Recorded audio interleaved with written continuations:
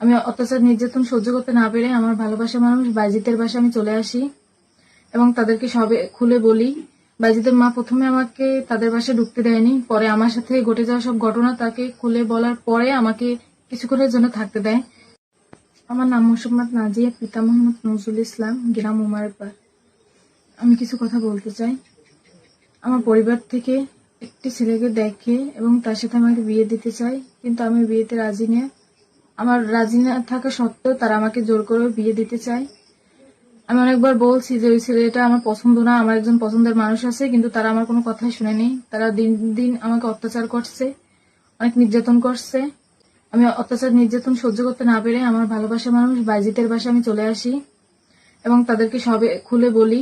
বাইজিতের মা প্রথমে আমাকে তাদের বাসায় ঢুকতে দেয়নি, পরে আমার সাথে ঘটে যাওয়া সব ঘটনা তাকে খুলে বলার পরে আমাকে কিছুক্ষণের জন্য থাকতে দেয়। তখন বাইজিতের মা আমার ফ্যামিলির কাছে ফোন দেয় এবং সব বলে, আমাদের সম্পর্কের কথা সব খুলে বলে।